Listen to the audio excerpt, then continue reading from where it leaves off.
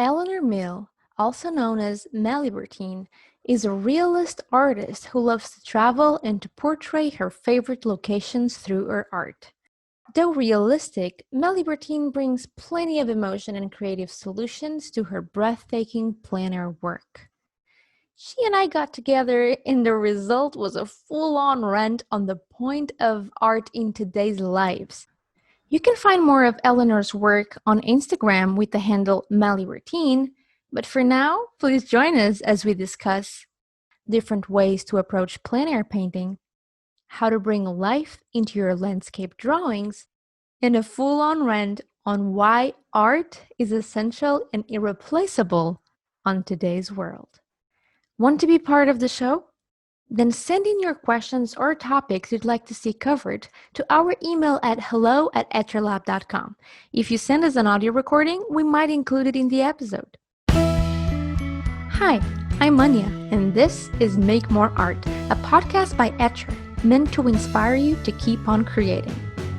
Now let's hear from our guest. Can you tell me a little bit more of your background for those of us who are not as familiar with you? Because you're a designer, you're an artist, you do plein air, you do architectural kinds of drawings. So what is your job?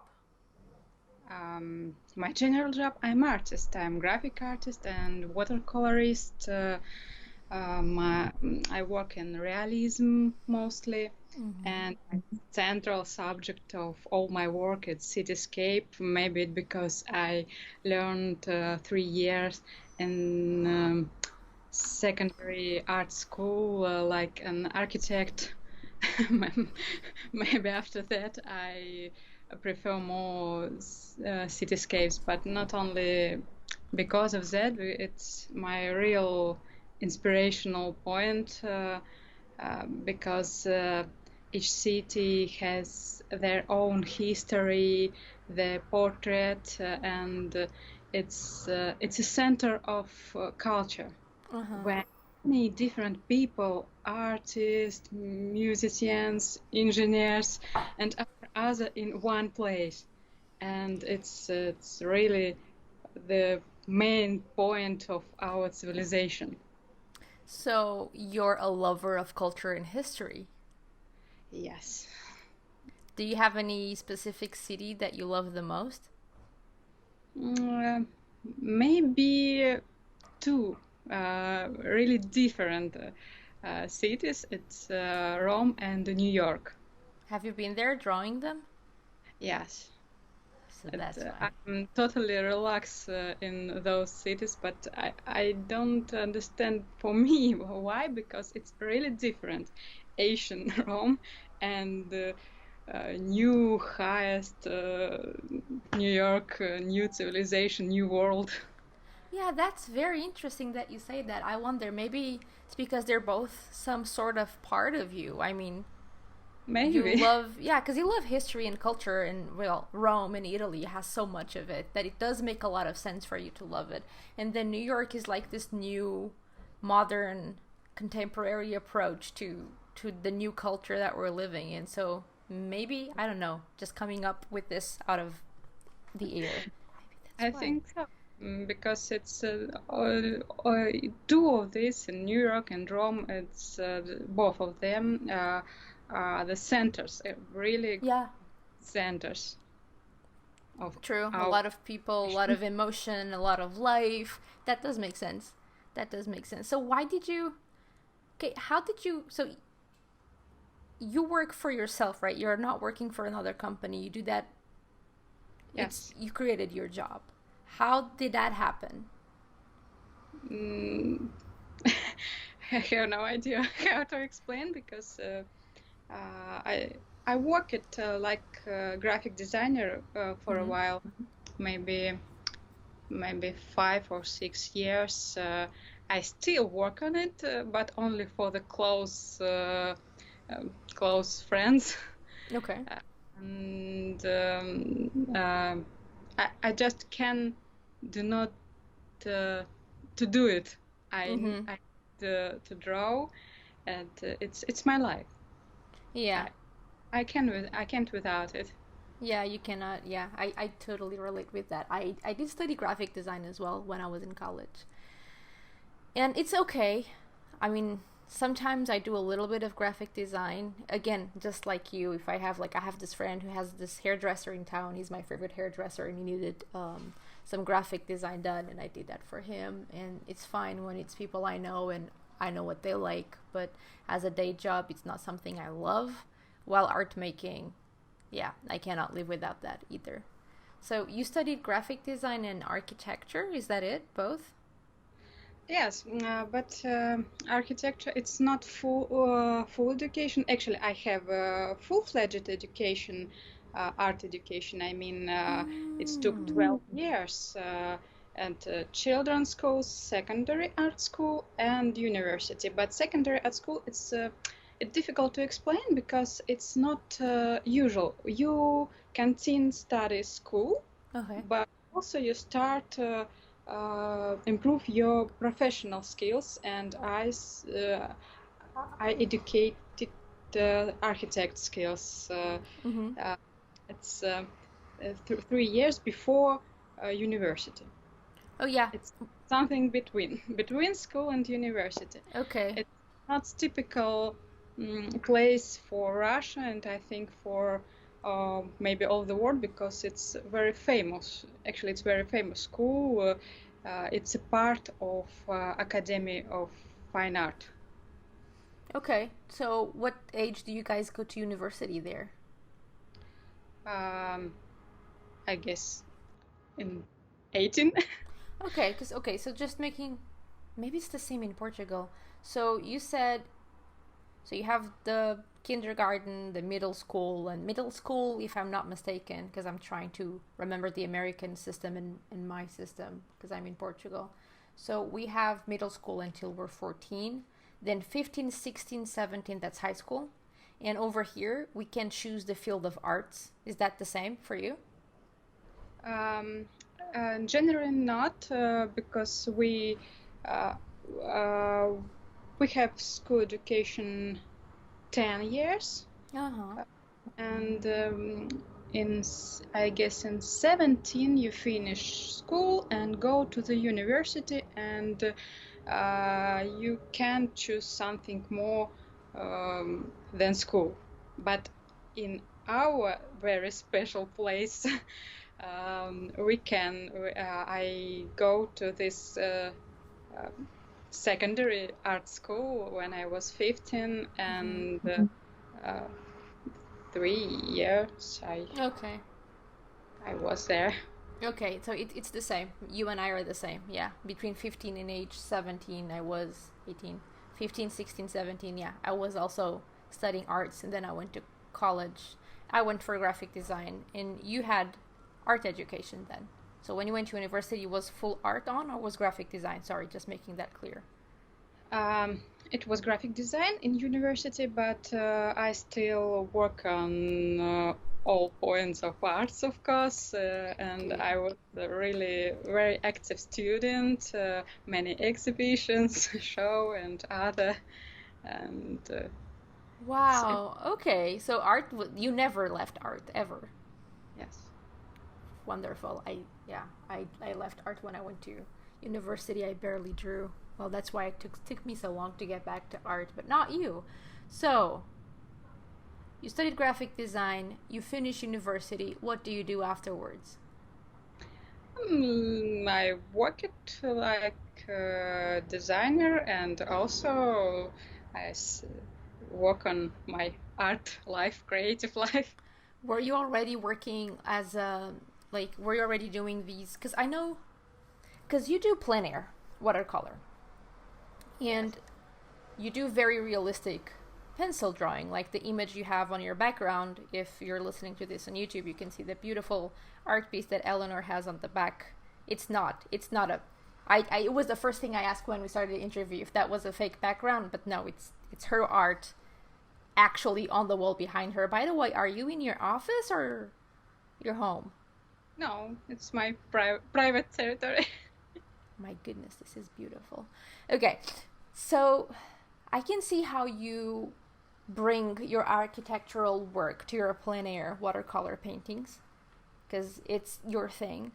But When did the passion for painting cities and culture and all of that start? Do you remember? Mm, I think that it was burned before I was. So it was always there with you? Yes, So as a kid, you drew cities? I tried. Oh It my was god. right. Okay, let me take a moment to take this in. I thought most kids, maybe most kids, I mean, when I was a kid, I drew Sailor Moon and magical girls and I drew outfits and you were drawing cities. Oh my goodness, you're something else, Eleanor. Oh my That's goodness. because now I don't like draw my own city, my lovely St. Petersburg. I just tired of it, and I need more travel because really all my childhood and students' life I draw it St. Petersburg. You were doing Plein-Air ever since you can remember? Yes, I'm taking that in. This is amazing. but actually Wow. I hated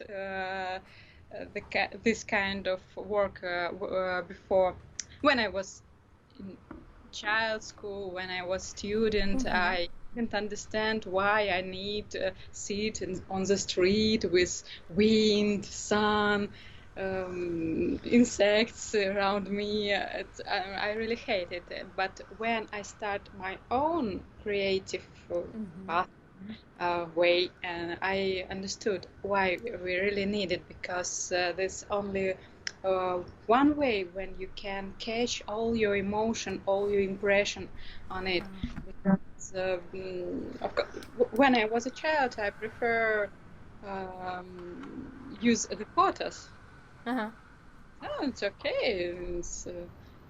But now, of course, I understand that photo is not really yours, or it's not really a complete picture, because when you are in space, Mm-hmm. you uh, I don't feel the space around me like a frame. Okay. Sure.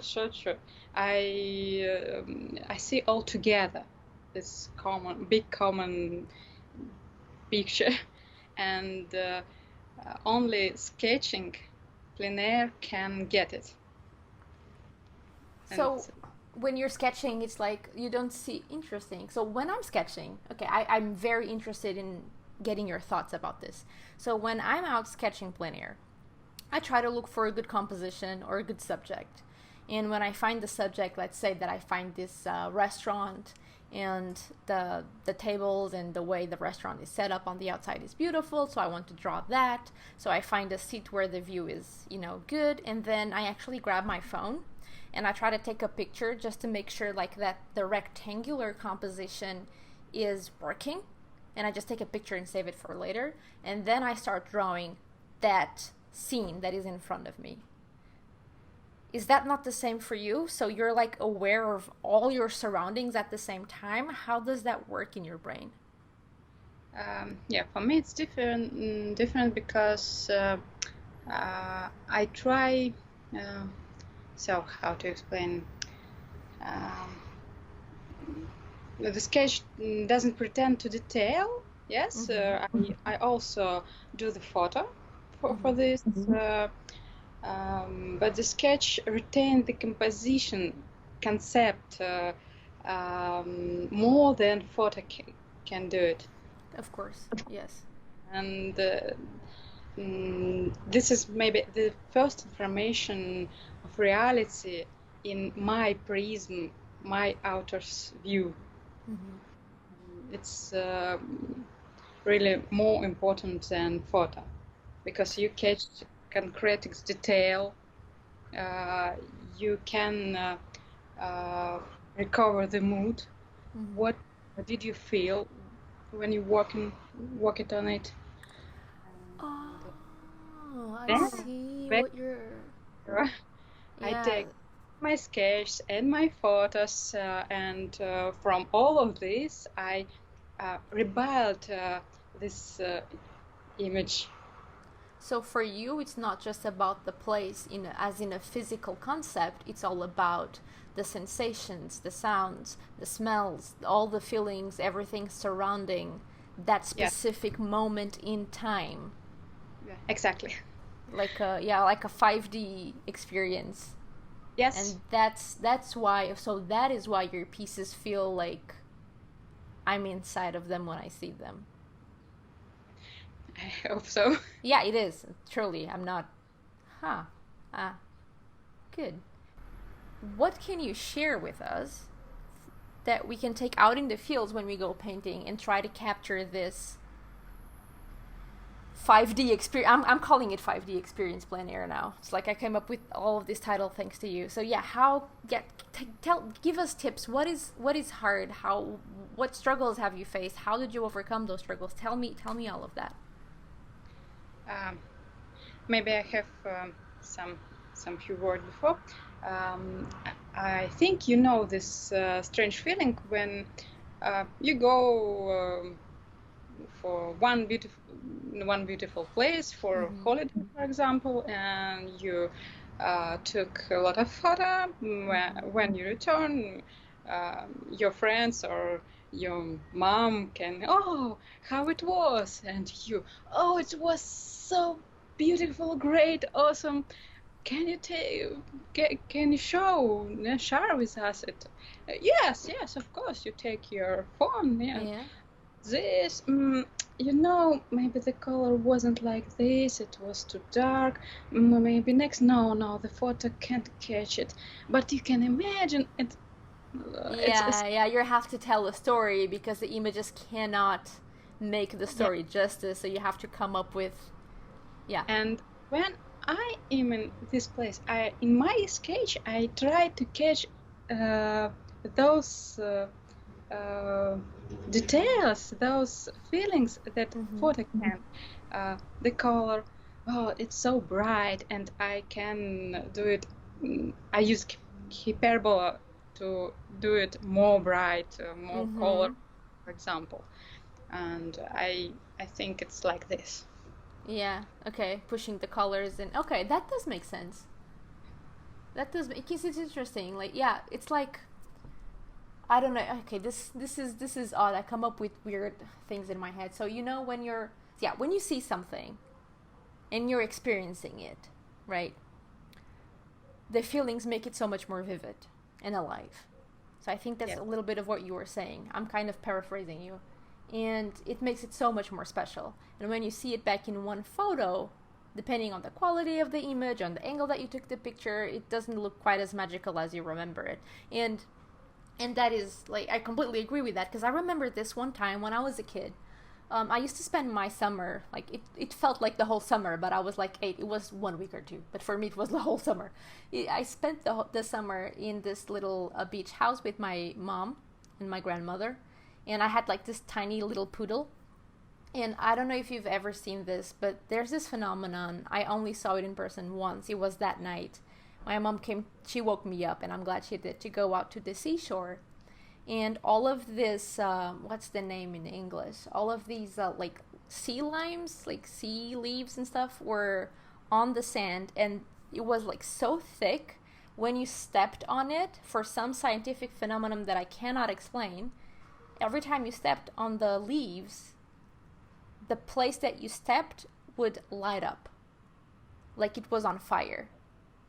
It was beautiful. And I remember running across the seashore with my dog and looking back, and my little footprints and the dog's paw prints were on fire. It was like this bright orange that would fade in a matter of milliseconds. It was beautiful. I have no pictures of it. We didn't have a bunch of cameras at the time, but even if I did, it was so hard to capture it Yeah. because it was just, like this little special moment. And I keep thinking, like, I should try and paint it, because there's no other way to capture Yeah. that moment as vividly and as alive and as I remember it than through painting. So I guess it's a little bit of what you're saying. So I don't know where I'm going with this, but You can create this to share with other people. This the best way how to yes, do. yes, it is. And I think it's so needed in in this world, because sometimes people try to draw super realistically, which is totally fine. You do super realistic drawings, and that's a thing, and that's a job, and that is needed. But But illusion. stylization and what? It's illusion. I work on realism, but actually I can't say that for 100% that this is a realistic style, because the most of my picture can't be in real life. It's illusion. I catch. No, that's not the same. Uh, You have many angle of some view, and I sometimes I try to get 3 or 5 angle in one picture. Oh, so it's not scientifically Oh, accurate. It seems yeah. accurate. Yes, but it's not the same. Oh my god, this is gold. So even when you're looking at hyper-realistic drawings, most of the times it's not that hyper-realistic, it just feels like that. That's a really good thing that you brought up. What are your thoughts about making something exactly the way it is and making it seem like it is the Yes, way it is, right? It's oh my god, yeah, that's the power of art. And that is why we cannot copy reference exactly, especially, yeah, that's what I was saying a while ago, and then I forgot because I got tangled up in my story about the dog in the paw prints. When you take a picture out of something, the camera kind of flattens it out, right? It loses its magic. It's like the moon, when it's like it looks like a very big moon when the moon is close to the horizon line, and the moon seems larger than usual it is, and people don't know why, but it's actually an optical illusion, because once you take a picture of the moon becomes super super super tiny, and a lot of people are like, what the hell happened to the moon? I'm like, nothing happened to the moon, it happened to your perspective of how you are perceiving the moon, right? yes. So this is why art matters so much in the world, because it's the only medium. Correct me if I'm wrong. I'm getting very excited. So art is the only medium that can accurately. I cannot speak English. It's too early for me. I did not have coffee. It's very not smart decision to do before an interview, not have coffee. So it's the only accurate way. See, I turn it around. It's the only accurate way. Art is the only accurate way to portray an image in your head or in front of you, and the feelings attached to it, in a way that emotionally conveys what you're feeling. No photo could ever do that, and this is why art matters so much, and why we could not live without art, in my opinion. I absolutely agree. It's true. I'm loving our conversation. Yeah, because so another thing related to this. So we're during COVID times. Are you also in confinement over there in Moscow? Uh, for me, I can say that's changed a lot, because I still in my studio in St. Petersburg, and work on my big studio works. I have a lot subject for this after all my travels, but of course it's difficult to still in one place when you can go to Plein-Air, when you can't do live sketches, to discover something new. It's it's not so good, but like for me, maybe it's not a lot of change, because I'm always work for myself, and I can't say that, oh, it's so awful. No, it's okay. I saw this on social media the other day, and people were talking about unnecessary jobs, and someone was saying how art was not necessary. Before I share my thoughts about this and I start my one-sided rant, what are your thoughts about it, about art not being a necessity in this world? I can't believe it, because all our civilization grow up with art, Yeah. and it's I'm sorry for that, but it's a little bit stupid to say Right? it.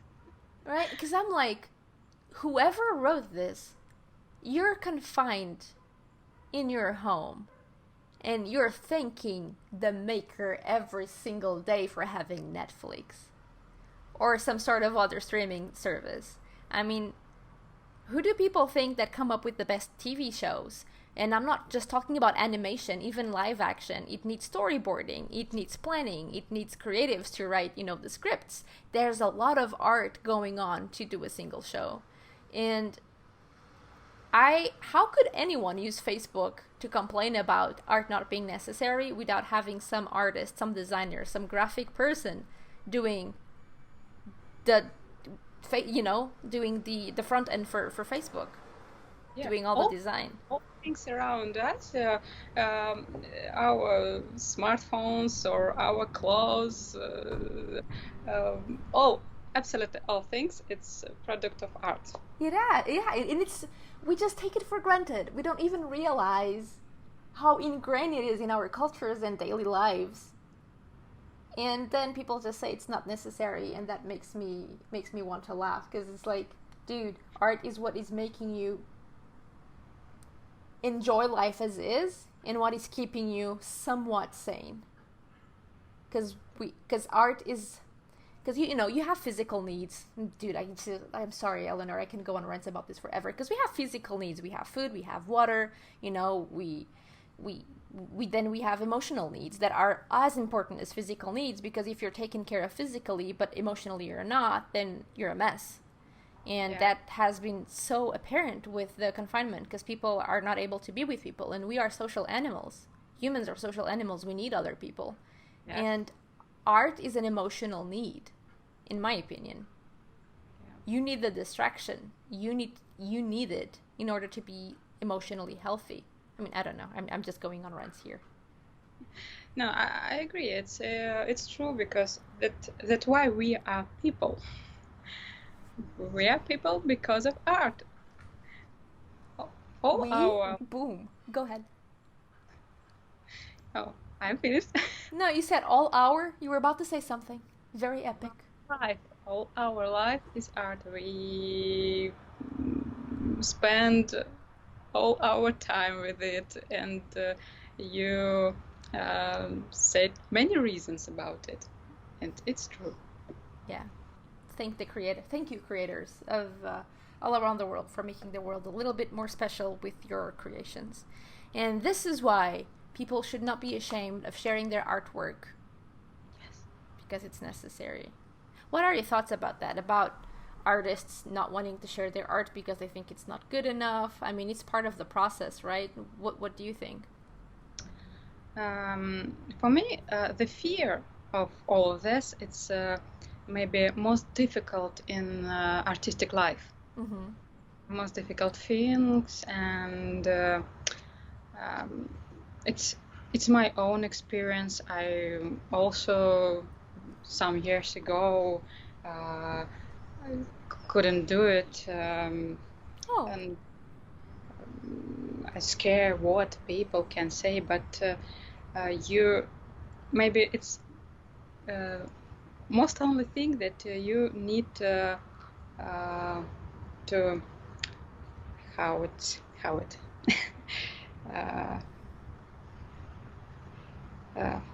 conquer, gain.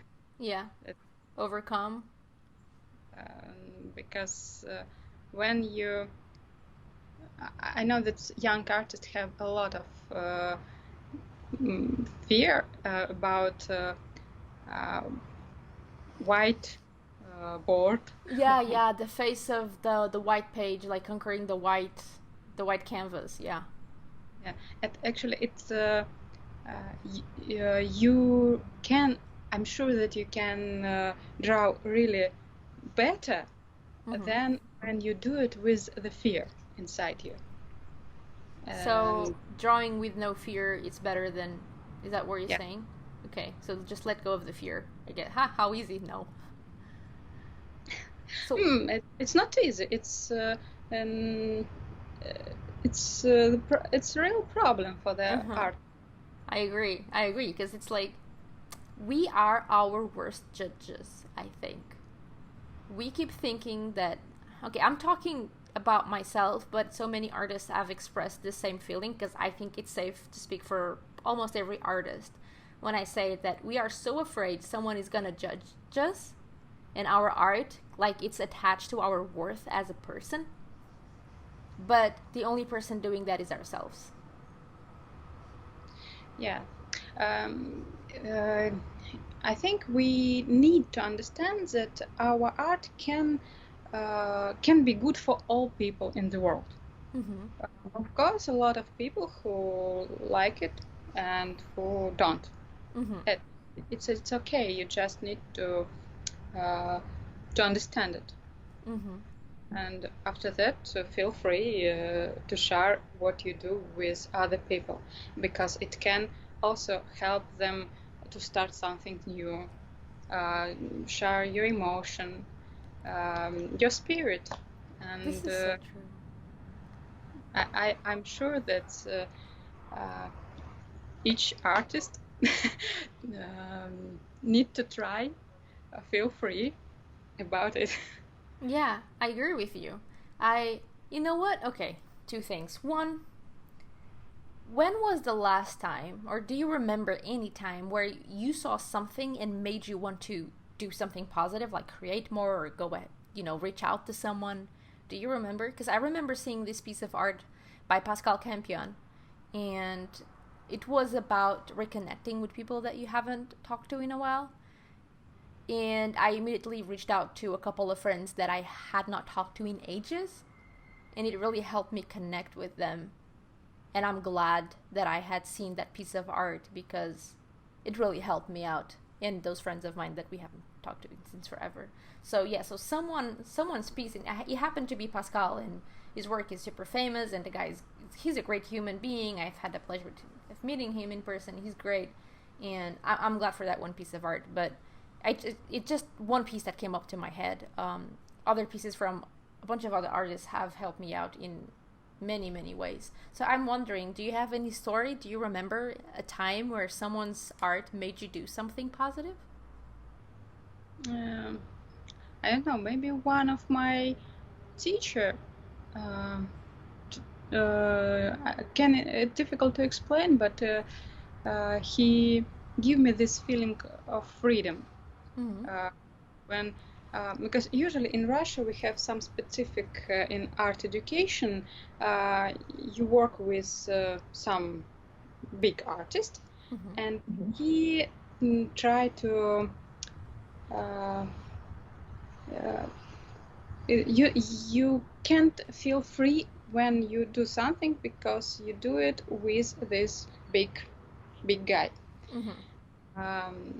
and something like influence Mm-hmm. me.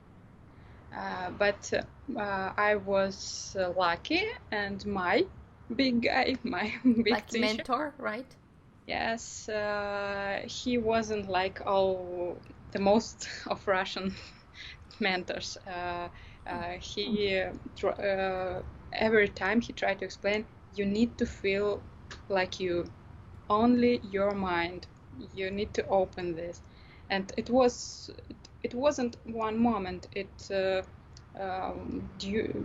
During maybe half of the year, Mm-hmm. 0 month, and but it was helping for me uh, to be by myself maybe. Yeah. Wow. Okay, so challenge for anyone listening to this episode. Go ahead, and the next time someone's art motivates you to do something positive or informs, just kind of touches something positive inside of you, go ahead and reach out to the artist that made it and let them know. Because sometimes when someone texts me just saying, "Hey, really love your work. It made me want to go out and paint again," it just gives me the drive to keep on making more art. And I think it's important to tell other artists that, if they made you feel anything. I think we need to share that kindness, because it's contagious. Kindness and smells are contagious. We should propel them, get them out more often. Okay, before we wrap up the interview, Eleanor, do you have any last words you'd like to leave our audience or any thoughts? Maybe some also I don't know, it's like a tip or not. Yes. I get some advice from my personal experience. One more time, I insist not being afraid of mistakes. Don't be afraid of blank and faulty line. Oh, it's a fault. It's not correct. No. It's ruined. I'm a failure. Yes, it's better to make mistakes than to confine oneself with fear when So you're. Yeah. It's more obvious than people can think about it. It's really the other see your fear. Yeah. They don't see your mistakes, but your fear. It's obvious. Wow, so true. Yeah. And also, I have often met talented people, artists, young artists who carrying whole baggage of some rules from their student years, maybe especially for the Russian, but can't hold a pencil like this, can't start from the age, from this age. Oh my rules, goodness. and of course all these rules were invented for a reason. They had a very specific goal, learning the nose to use the ruler, because you need to train your free hand, how do something without rulers. But it's not forever. Once you learn it, this restriction become outdated, useless. And I like to make clear one simple idea, that binded by the rules, the creative can't arise. Yeah. And that's how you started doing 3, 4, or 5 different angles in your paintings, and they look badass. There you go. You're not your failures. Take risks, and go creativity. Be free. Break off the rules. Why does art matter to you? We'd love to know how art is a part of your life, so please let us know in the comments section associated with this episode at etralab.com/Melibertine. That's etchrlab.com/MELIBERTINE. Like the podcast? Help us support the show by subscribing and giving us a 5-star rating and review on Apple Podcasts at etralab.com/go/Apple. See you in the next episode, and until then, let's make more art.